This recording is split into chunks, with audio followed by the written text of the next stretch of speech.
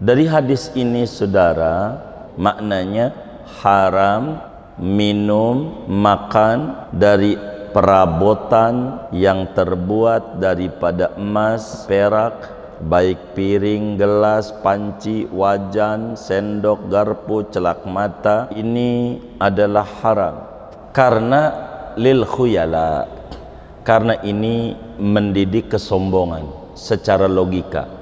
Tapi ilat yang paling tinggi bukan logika. Udah Nabi larang aja dah. Allahu ya Allahu ya Allah. Assalamualaikum warahmatullahi wabarakatuh. Bismillahirrahmanirrahim. Alhamdulillahi rabbil alamin. Wassalatu wassalamu ala sayyidina Muhammadin wa ala alihi wa sahbihi ajma'in. Amma ba'du,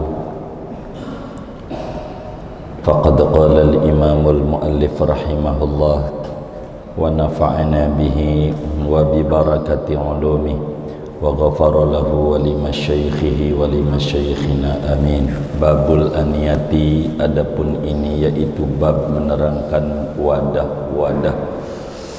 An Hudzaifah bin al-Yaman radhiyallahu anhu maqal, diriwayatkan dari Hudzaifah bin Yaman radhiyallahu anhuma, ia berkata, qala Rasulullah sallallahu alaihi wasallam, telah bersabda Rasulullah sallallahu alaihi wasallam, la tashrabu fi aniyatidz dhahabi wal fiddah, janganlah kalian minum pada wadah-wadah dari emas dan perak.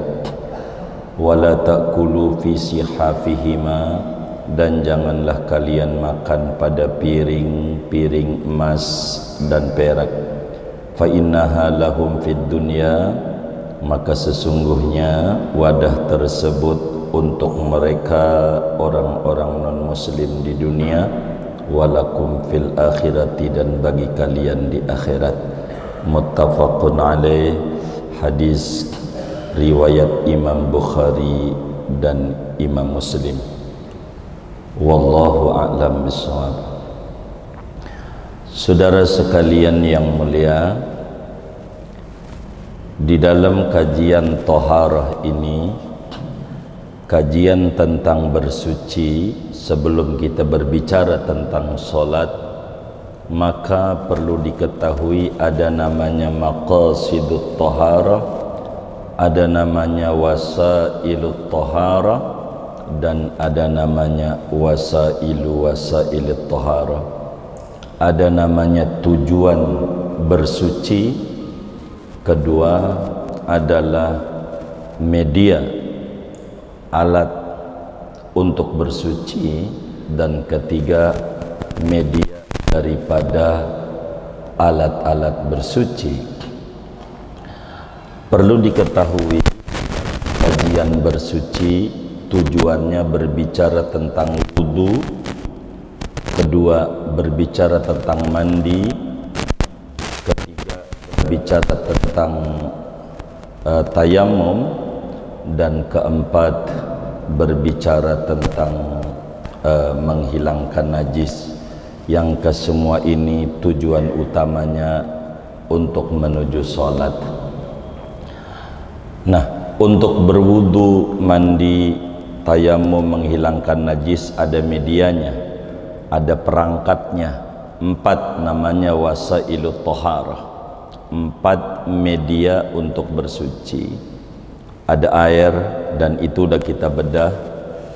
Ada tayamum, debu maksudnya, ada debu, ada batu istinja, dan ada penyamak.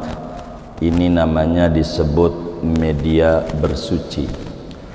Nah, dari media ini, wasilatut thaharah ini, ada juga namanya wasailul wasail. Nah, inilah yang kita mau bedah. Sebab saudara, kalau mau diterangkan, tujuan utama kajian ini adalah ibadah besar, yaitu sholat. Untuk sholat di antara syaratnya kudu wudu. Untuk wudu di antara alatnya kudu ada air. Dan air ini kudu ada tempatnya. Enggak mungkin ada air enggak ada tempatnya. Maka akan diterangkan hukum tempat-tempat atau wadah-wadah, piring, gelas dan seterusnya. Inilah judul bab Babul Aniyah, bab menerangkan tentang wadah-wadah. Bahasa Melayunya bejana-bejana. Bapak Ibu Saudara, Allah Subhanahu wa taala di dalam Al-Qur'an menjelaskan, huwallazi khalaqalakum ma fil ardi jami'an. Surat Al-Baqarah. Dialah Allah yang mencipta untuk Anda semua apa saja di muka bumi. Artinya Allah bolehkan apa saja yang ada di muka bumi ini, hanya ada beberapa yang Allah tidak bolehkan, termasuk wadah-wadah. Selebihnya Allah bolehkan. Jadi kita tidak berbicara yang dibolehin, karena itu terlalu panjang dan banyak adanya. Islam itu agama yang mengajarkan simple, mudah. Jadi kalau yang banyak jangan dibicarakan, yang dibicarakan yang sedikit, yang pemahaman terbaliknya yang banyak, begitu. Makanya dalam Islam diterangkan tentang batal wudu. Yang gak batal jangan diterangkan karena terlalu banyak. Begitu. Jadi supaya mudah untuk diingat. Makanan yang boleh enggak diterangin, yang enggak boleh diterangin, jumlahnya dikit. Kalaulah kita membuat label halal sama haram, kalau pengen simple labelin yang haram, enggak perlu banyak biaya-biaya untuk kita labelin. Tapi kalau ngelabelin yang halal, ya Allah, sampai kiamat enggak akan rapih-rapih memberikan labelnya. Begitu, labelnya begitu. Kalau nerangin yang halal, sebab yang halal banyak sekali. Itu begitu. Nah, begitu juga ngomongin wadah, saudara, ada hikmah. Nah, ini diantara kita mau bicara tempat-tempat atau wadah-wadah yang dilarang bagi kita umatnya Nabi besar Muhammad sallallahu alaihi wasallam. Hadisnya dari sahabat Nabi, sahabat besar, namanya Hudzaifah ibnul Yaman. Abahnya Muslim, Hudzaifah pun udah Muslim sebelum jumpa dengan Rasulullah. Bahkan ketika jumpa dengan Nabi Muhammad SAW, Nabi pilih waktu Nabi hijrah ke Madinah, karena dia udah hijrah duluan ke Madinah. Kata Nabi, Hudzaifah, Anda ikut organisasi mana? Silakan pilih, Muhajirin kah atau Ansor kah? Karena dia orang Mekah lahirnya, ke Madinah hijrah, udah hijrah duluan di Madinah. Maka Hudzaifah ditanya oleh Nabi, Anda mau pilih Muhajirin, pilih Ansor? Kata Hudzaifah, saya dari Ansor saja. Jadi siap membackup apa saja kekurangan daripada sahabat-sahabat Muhajirin, walaupun dia sendiri Muhajirin. Dan Hudzaifah ini digelari oleh para sahabat-sahabat Nabi sahibu sirri Rasulillah, orang yang memegang kuat rahasia-rahasia Rasulullah sallallahu alaihi wasallam. Kalau sama Hudzaifah, Nabi bercerita apa aja, sampai kepada yang hadir di sekeliling Nabi. Sama Hudzaifah bercerita, si ini munafik, dekat doang sama kita, hanya cuman ngintai doang, tidak ikut, hanya mau kumpul-kumpul doang. pengen mengetahui kekuatan kita. Amma Hudzaifah bercerita, sampai-sampai Sayyidina Umar bin Khattab radhiyallahu ta'ala an kalau mau nyolatin jenazah nanya dulu sama Hudzaifah, Hudzaifah, saya ngimamin enggak ini? Gitu. Saking tahu Hudzaifah siapa yang munafik dari yang ikut Rasulullah sallallahu alaihi wasallam, tahu. Itu Hudzaifah. Sampai akhirnya dipecat juga Hudzaifah waktu Umar bin Khattab jadi khalifah. Ditanya, adakah pegawai-pegawai saya yang munafik?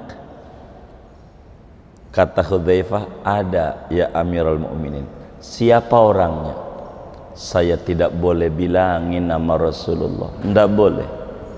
Kalau enggak saya pecat kau. Pecat enggak apa-apa, sebab saya harus pegang kuat amanat Nabi ini. Nabi terbuka sama Hudzaifah. Begitu. Dari awal udah tahu yang namanya bin Salul munafik. Itu Hudzaifah. Ikut sama Nabi kalau kumpul di mana ngaji datang. Bin Salul, Raisul Munafiqin. Ikut. Nabi tahu. Itu Hudzaifah ini juga tahu. Ya Allah, yang namanya bin Salul, orang Madinah, sakit, anaknya namanya Abdullah, jadi Abdullah bin Ubay bin Salul. Kami lebih senang menyingkatnya dengan sebutan bin Salul, sebab anaknya namanya Abdullah, Islam, ikut Nabi, abahnya enggak, zahir doang Islam. Ketika bin Salul sakit, anaknya namanya Abdullah ini datang kepada Rasulullah sallallahu alaihi wasallam. Nabi lagi ngajar. Kata anaknya, ya Rasulullah, abah lagi meriang, lagi sakit, tolonglah minta air.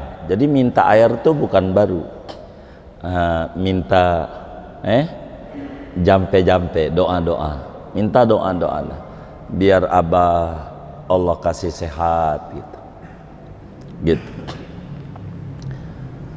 Padahal ini bin Salul luar biasa, begitu memusuhi Nabi dari dalam, menggunting dalam lipatan, serdadu 1000 dalam perang Uhud, melawan musuh 3000, itu maknanya 1 lawan 3. Dibelokin 700 pimpinan dia, semua serdadunya belok, jadi tinggal 300 lawan 3000, 1 orang lawan 10. Ini diantara kalahnya daripada perang Uhud. Jadi kata Abdullah ini, Nabi lah minta doa buat abah saya sakit. Lalu Abdullah datang ke rumah abahnya, ditanya sama bin Salul,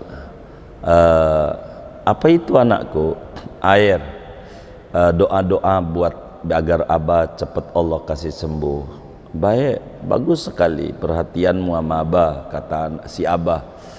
Kemudian nanya, air dari mana? Air ini udah didoa-doain nama Nabi Muhammad. Itu abahnya dari tiduran jadi bangun, dibilang dari Nabi Muhammad, Abdullah, buang itu air. Abah masih mending minum air kencing dibanding minum air yang sudah didoa-doain Muhammad. Buang. Sampai begitu. Kalau di belakang, inilah kerjaannya bin Salul. Gitu. Meski begitu, Hudzaifah tahu nih orang-orang nih Nabi dibilangin si ini nih ndak benar, si ini nih ndak benar. Jadi Hudzaifah nggak pernah bercerita. Perang Uhud itulah banyak orang jadi tahu. Begitu.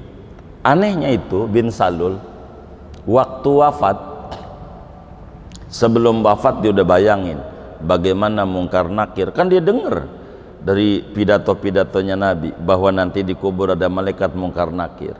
Dia udah berasa, waduh dikubur bahaya saya ngadapin mungkar nakir. Kalau masih di atas bumi masih ada yang nolongin, dikubur siapa yang mau nolongin? Begitu dia sadar itu, maka pesenlah sama anaknya Sayyidina Abdullah, kayaknya abah ini nggak lama lagi meninggal, tolong sampaiin nama Nabi Muhammad, abah minta dua aja buat abah. Apaan? Minta baju jubahnya Nabi buat kain kafan abah. Coba songong nggak? Begitu udah hidup nyusahin Nabi, begitu mati sahabat aja gak berani minta-minta, yang deket sama Nabi lah ini minta. Emang apa? Abah ngeri ngadepin mungkar nakir. Kalau mau mukul kan ada baju Nabi kan bisa mundur juga, mukulin baju Nabi bukan mukulin abah. Pinter juga politiknya ini bin Salul ini. Begitu. Kedua yang dia minta disolatin, yang imamin Nabi, yang imamin. Maka kemudian itu Abdullah sebagai anak bakti sama orang tua, dan inilah hubungan Islam tuh cakepnya. Nggak ada itu yang namanya nggak bakti. Biasalah kita ada orang tua kita agamanya beda, datang acara mereka bukan karena ini, karena hubungan kerabat. Syekh Abdullah bin Bayah ajarkan di dalam fiqhul aqliyat. Maka kemudian itu disampaikan oleh Abdullah kepada abahnya, kepada Nabi. Kata Abdullah, abah punya wasiat. Nabi, apaan? Minta dikafanin sama jubang kau. Kata sahabat yang lain Umar, nggak usah. Kalau kata bahasa Betawi, najong yang kayak begitu. Najong, najong itu apa ya? Udah begitu udah bahasanya. Najong yang kayak begitu kira-kira gitu. Nggak usah gitu. Kata Nabi, timbang jubah, nggak apa-apa, nggak apa-apa. Minta jubah, iya, minta jubah, kasih. Pas yang kedua minta disolatin,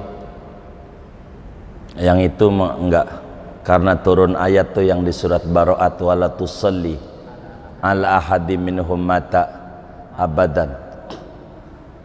Enggak boleh nyolatin orang meninggal dalam keadaan kafir gitu. Itu enggak Nabi, enggak bisa. Tapi yang jubah dikasih, berkat dikasih itu, anak buah dia yang 700 itu semuanya balik kepada Islam kembali.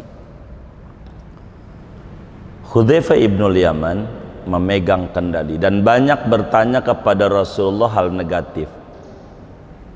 Kalau kata Hudzaifah, saya itu kalau ketemu Nabi nanyanya yang buruk-buruk supaya saya bisa menghindari. Kalau yang buruk udah tahu, tinggal yang bagus-bagus. Kalau orang-orang minta yang bagus-bagus. Ibarat orang minta sama kiai, kiai bagaimana biar enggak miskin, enggak kayak kita sama kiai, kiai bagaimana biar kaya, duit banyak, itu mulu.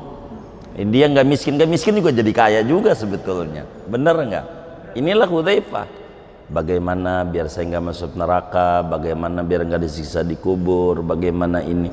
Jadi fitnah-fitnah akhir zaman itu hadisnya jalur dari Sayyidina Hudzaifah bin Yaman. Kata Sayyidina Hudzaifah materi pada pertemuan ini, salah satu hadisnya kata beliau, qala Rasulullah sallallahu alaihi wasallam, la tashrabu fi aniyatidz dzahabi wal fiddah. Jangan kalian minum pada wadah-wadah yang terbuat dari emas dan perak. Kalau dikata jangan namanya larangan. Larangan itu maknanya haram bila tidak ada qarinah. Jadi haram kita minum pakai wadah-wadah gelas, mug, cangkir yang terbuat daripada emas dan yang terbuat daripada perak. Ini dilarang oleh agama. Begitu pula dilarang jangan makan pada piring, panci, sendok, garpu, celak mata, apa aja dah yang terbuat daripada emas dan perak. Nabi memberikan penjelasan, fa innaha lahum fid dunya wa lakum fil akhirah.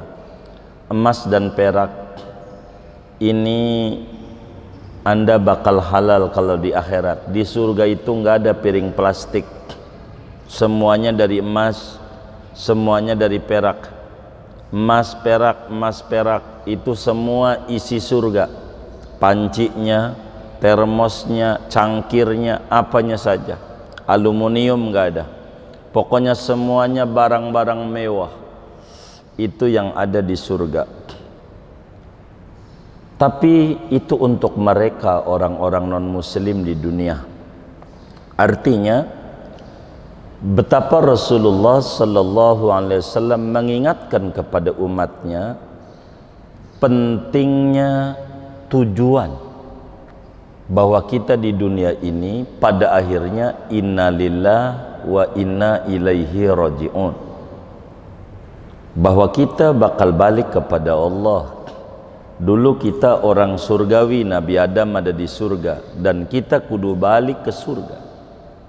Maka hal-hal yang menghalangi kita untuk mendapatkan surganya Allah, maka Nabi sampaikan kepada kita, jangan makan walaupun kita kaya raya pakai piringnya dari emas, jangan begitu. Piringnya dari perak, jangan. Kalau kita sih bukan jangan, emang juga gak punya kita mah begitu, yang kayak begitu. Ada emas lakinya dari Jawa ya kan, dikiloin nggak laku ya kan. Emas ini ndak boleh pakai piring emas, piring, sendok, gelas kayak begininya muanya dari emas, dari perak, haram. Sebab tujuan kita itu bagaimana meraih ridha dan surganya Allah. Dan kita di dunia ini hanya sebatas saja, sehingga tidak boleh bersenang-senang melampaui batas. Muslim ada aturan, maka diatur. Maknanya selain yang disebutkan itu boleh begitu. Saudara barangkali punya piring dari jamrud, gelas dari jamrud gitu, safir begitu, boleh gitu, walaupun harganya mahal melebihi harga emas, enggak apa-apa. Yang kayak begitu silakan pakai sendok dari jamrud, piring dari jamrud, dari safir, blue safir apa aja, dari virus begitu, silakan, enggak apa-apa, meski harganya jauh lebih mahal dari emas dan perak. Karena bukan harganya, ini barang ini disebut barang berharga, emas dan perak. Maka emas dan perak saja yang dilarang untuk dijadikan wadah. Dari hadis ini saudara bisa kita ambil faham hukum, karena hadis kita ini kajiannya hadis hukum, maknanya haram minum, makan dari perabotan yang terbuat daripada emas, yang terbuat daripada perak, baik piring, gelas, panci, wajan, sendok, garpu, celak mata, ini adalah haram. Bahkan Imamun Nawawi di dalam kitab Al-Minhaj, syarah daripada Sahih Muslimnya, menjelaskan ijma semua ulama tentang keharaman makan minum dari wadah emas dan perak, baik dia laki-laki maupun dia perempuan, itu haram. Bagaimana membuatnya atau menyimpannya, ini juga haram. Sebab membuat itu pada akhirnya untuk dipakai begitu, walaupun Nabi tidak menjelaskan secara gamblang, tapi di dalamnya ada makna tersirat. Begitu juga haram membuatnya, menyimpannya. Tidak boleh wadah yang terbuat daripada emas dan perak. Adapun selain daripada emas dan perak, meskipun harganya melampaui harga emas, barangkali ada piring jamrud, barangkali ada gelas dari safir, dari virus, dari apa aja, bacan Begitu zaman batu kan begitu bacaan. Ya Allah, kalau zaman batu, jangankan yang nggak ngaji, yang ngaji gosok-gosok juga. Tadinya pakai celana ganti pakai sarung. Buat apa? Biar kelihatan santri. Bukan buat gosok cincin aja. Begitu. Gosok aja begitu. Zaman batu namanya. Itu begitu. Ini Nabi jelaskan. Ini haram. Emas, perak. Ini bukan laki-laki doang. Perempuan pun haram. Yang ini enggak kategori perhiasan ini. Walaupun perempuan makan dari piring emas enggak boleh, minum dari piring emas enggak boleh, enggak boleh, haram hukumnya. Meski dia perempuan, mau gede dekah dia, mau kecil. Lain dengan perempuan memakai kalung emas, ini lain cerita. Ini bukan wadah namanya, kalung tuh bukan perabotan namanya. Perhiasan lain materi. Kita lagi ngomongin perabotan, perangkat rumah tangga. Ini tidak boleh, hukumnya haram. Secara zahir andai boleh, hilang, ditaruh aja di depan habis makan, ya kan? Kayaknya ada yang ngambil kayaknya, begitu. Tapi agama jauh-jauh hari udah jelaskan, kenapa sih nggak boleh?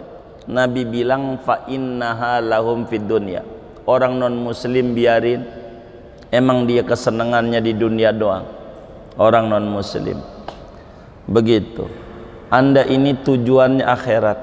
Kenikmatan yang di dunia ini wa mal hayatud dunya illa mata'ul ghurur. Tidaklah kehidupan dunia ini melainkan kesenangan yang menipu. Di dunia ini senangnya nipu. Sebentar senangnya. Kita belum punya motor, kita pengen punya motor. Biar legenda dua nggak apa-apa, yang penting punya motor ya Rob. Udah punya motor mah, ya dah motor gua jelek ya, ono bagus, hilang lagi. Jadi sebelum dimiliki udah paling cakepnya. Tuh begitu. Itu kesenangan dunia. Kayak kita jalan-jalan kemana, ke puncak, ke Bali, kemana, wah girang. Pas mau pulang puyeng, mana jalan macet lagi, ini mahal tahun baruan. Tadinya jalan-jalan begitu, sampai basok lah. Dia protes juga sama dia di mobil. Dia bilang tuh, itu najong banget basok, mahal 50.000, enak juga kagak, begitu kata dia. Enak kagak 50.000, kata temannya. Habis enggak? Habis sih. Kalau kata Mualim Safi Adami, kalau udah masuk perut jangan dikomentari. Begitu kata Mualim, jangan komentar. Udah masuk perut gitu. Tapi mahal. Kalau kedengeran sama yang dagang bakso yang di Pantai Carita, dia bakal ngomong, saya jualan buat yang duitnya banyak. Lu ngapa kagak punya duit lu hiburan kemari? Itu salah lu. Ini emang yang buat orang yang duitnya banyak. Begitu kata dia. Kalau kedengeran, yang udah masuk perut mau udah ikhlasin, nggak apa-apa. Begitu, kayak begitu. Jangan diomeli. Fa innaha lahum fid dunya. Wadah-wadah ini diizinkan bagi non muslim, tapi muslim ada peraturan, nggak boleh sembarangan. Selebih daripada emas perak masih banyak kok wadah-wadah yang diperbolehkan, dari cup aqua, dari ini dari itu. Dan kalau mau jujur, yang mahal tuh isinya, bukan bungkusnya. Nggak ada nilainya. Ini contoh nih, air segelas, air mineral, mungkin kalau segelas ya 500 lah, paling mahal 1.000 ya kan. Begitu, diganti lagi dengan air jeruk, berapa kira-kira ya? Iya 5.000. Diganti lagi sama madu, wah ratusan ribu. Jadi yang mahal tuh bungkusnya apa isinya. Jadi muslim itu dididik oleh Rasulullah konsen pada isi, bukan konsen pada bungkus. Yang mahal tuh isi, bukan bungkusnya, bukan. Ini yang harus dikonseni. Ini piring gelas ini adalah bungkus, wadah, dan wadah itu yang mahal isi, semuanya isi. Kayak badan gini nih, ini badan namanya bungkus. Jadi jangan banyak memikirkan bungkus. Makanan di mana tempat tahu, ono di Joglono ada sayur asam, temu aja. Lewat ke Kembangan ada kepala kakap tuh, Kembangan kepala kakap, ada aja dia tahu kemana tempat. Tapi majelis ilmu samping rumahnya kadang kagak tahu dia. Jadi tahunya makan mulu makan. Padahal makanan badan ini bungkus. Yang mahal tuh ruh yang mahal. Yang mahal tuh ruh. Maka Nabi bilang fa innaha lahum fid dunya. Maka ini wadah-wadah ini untuk mereka di dunia. Walakum fil akhirah. Nanti sabar Anda di akhirat. Banyak keindahan-keindahan melebihi daripada apa yang Anda bayangkan di dunia ini. Anda sabar. Begitulah muslim di dunia. Diatur dalam tatanan kehidupan, dapur saja di dapur. Ini dituliskan oleh pengarang kitab kita ini, oleh Imam Ibnu Hajar Al-Asqalani di dalam bab ini, begitu berbicara tentang keharaman kita berwudu, keharaman kita mandi, keharaman kita menghilangkan najis dengan menggunakan wadah-wadah, gayung, segalanya yang terbuat daripada emas, yang terbuat daripada perak. Ini dilarang oleh agama, sehingga maksudnya ada namanya mafhum mukhalafah. Mafhum mukhalafah ini pemahaman terbalik. Orang kalau tidak memahami pemahaman terbalik akan terjebak sama kata-kata. Contoh, yang tidak berkepentingan dilarang masuk. Itu ada pemahaman terbaliknya, yang berkepentingan boleh masuk. Itu maknanya, bukan semuanya yang dilarang. Begitulah orang kalau tidak memahami hadis Nabi semacam begini yang ada di Bukhari, di Muslim, man ahdatsa fi amrina hadza ma laysa minhu fahuwa rad. Siapa orang yang mengadakan hal baru dalam agama ini yang tidak punya dalil dari agama, maka itu ditolak. Siapa yang mengadakan sesuatu yang baru dalam Islam yang tidak punya dalil dari Islam, itu ditolak. Orang harus pahami pemahaman terbaliknya. Apa pemahaman terbaliknya? Siapa yang mengadakan hal baru namun punya dalil dari agama, maka tidak ditolak. Begitu. Yang penting ada dalil. Begitu. Kayak arisan. Nabi arisan enggak? Kan ada arisan karyawan mercubuana. Suka ada juga itu. Arisan. Nabi arisan enggak? Enggak begitu. Ada enggak dalilnya? Wah, ada. Ini maksudnya silaturahim, mengikat kekerabatan. Biar silaturahimnya terjaga. Oh, tujuannya silaturahim. Nah, itu yang dikomentari oleh Islam, bukan judulnya. Tapi isinya. Nah, itu begitu hadis ini. Jangan makan dari piring emas, piring perak, minum jangan. Sendok garpu, maknanya selain emas dan perak, dari berbagai macam wadah, aluminium kayak, plastik kayak, cup aqua kayak, apalagi dah tuh keramik kayak, beling kayak, apa aja, dari rotan kayak, kan ada juga wadah dari rotan, dari kertas kayak buat nasi rames, itu silahkan. Enggak pengen kudu disebutin semuanya sama Nabi, cukup garis-garis besar. Jadi saudara bisa memahami dari hadis ini, makan pakai bungkus nasi rames boleh, enggak apa-apa, enggak apa-apa. Yang dilarang emas perak, udah cukup. makan pakai piring dari rotan, boleh begitu, boleh, enggak apa-apa begitu. Karena apa? Yang dilarang hanya emas, hanya perak, piring. Selebihnya tidak mengapa. Nanti di depan akan dijelaskan dalam hadis ke depan apa akibatnya nanti kalau orang makan dengan piring emas, piring perak. Ini bakal dia diazab oleh Allah di neraka. Nanti ke depan, hadis nomor 2. Saya belum baca, nanti saja kita bacanya. Hadis nomor 2. Ini kenapa? Karena lil khuyala. Karena ini mendidik kesombongan secara logika. Tapi elat yang paling tinggi bukan logika. Udah Nabi larang aja dah. Kita nggak usah diputer-puter. Kalau udah Nabi larang, ikuti aja. Nanti hikmah bakal ketemu oleh kita. Kalau kita udah muter main logika, akibatnya jadi hancur. Contoh begini.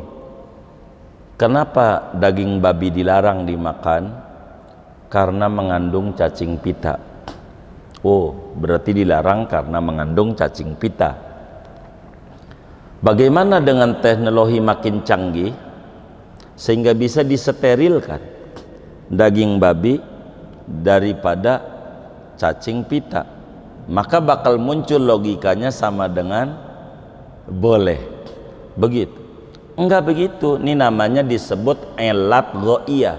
Dalil logika itu namanya elat ghaiyah. Elat penunjang, sekunder.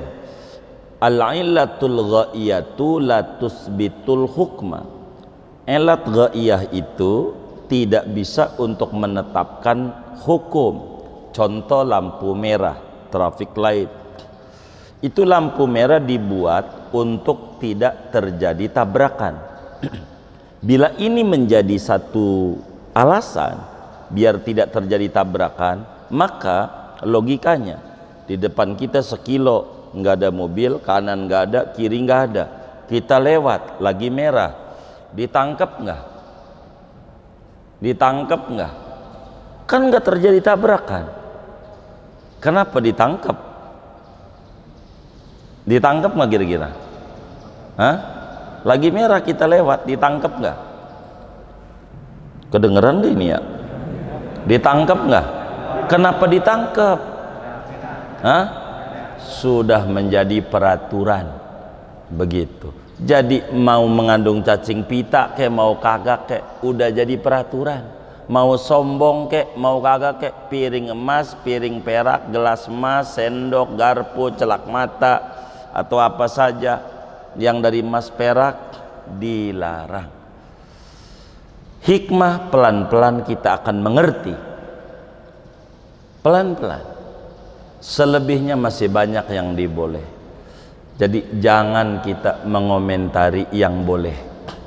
Yang dilarang aja belum banyak kita komentari. Begitu. Itu yang kayak begitu. Akhirnya menjadi kita puyeng. Balik lagi. Kata Sayyidina Hudzaifah ibnul Yaman radhiyallahu anhuma, Rasulullah sallallahu alaihi wasallam bersabda, la tashrabu, namanya lakni lanahi, an-nahyu yadullu ala tahrim malam tujadil qarinah. Larangan itu di dalam usul fikihnya mengindikasikan haram selama tidak ada qarinah yang memalingkan. Begitu. Jadi haram minum, makan menggunakan wadah-wadah dari emas dan perak, piring dari emas dan perak, sama ada itu emas murni atau masih ada campurannya dengan perak, sama itu dia laki-laki, sama itu dia perempuan, sama dia orang gede, sama dia bocah, itu semuanya dilarang.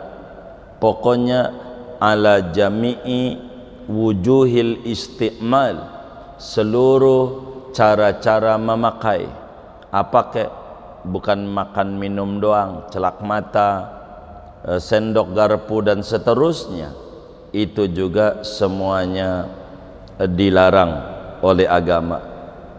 Selebihnya maknanya silahkan makan, silahkan minum, silahkan menggunakan panci, bejana selain daripada emas dan perak, meski harganya amat sangat jauh lebih mahal daripada emas dan perak.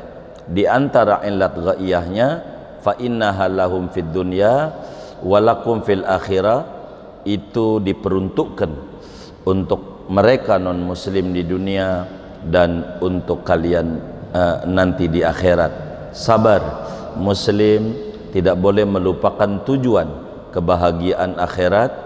Jangan terpukau dengan keindahan-keindahan dunia, karena ini semuanya adalah bungkus, dan kita jangan konsen pada bungkus, tapi muslim harus konsen pada isi. Sebagaimana badan adalah bungkus, qalbu adalah isi, kita harus menitik beratkan memberi makan qalbu dibanding memperhatikan raga. Dalam lagu Indonesia Raya, bangunlah jiwanya, baru kemudian bangunlah raganya. Gampang mindahin tempat mah gampang, yang penting duitnya ada dulu, kan begitu ya, begitu. Dan ini yang paling penting buat kita bersama. Mudah-mudahan dengan kita ngaji hadis ini, Allah Subhanahu wa ta'ala tambahkan rasa cinta kita kepada Nabi, cinta kita kepada kalam-kalam Nabi, dan kita pelan-pelan hidup makin hari makin akrab dengan Nabi, makin hari makin dekat dengan Nabi Muhammad sallallahu alaihi wasallam. Pelan-pelan kita bisa mengikuti semua ajarannya sampailah Allah wafatkan kita di dalam mutabaah yang totalitas kepada Nabi Muhammad sallallahu alaihi wasallam. Amin ya rabbal alamin. Segini aja, enggak usah banyak-banyak. Waktu yang ada buat tanya jawab saja. Ada yang ditanya mungkin dari materi ini atau di luarnya, sebelum doa dipersilahkan. Wallahu a'lam bishawab.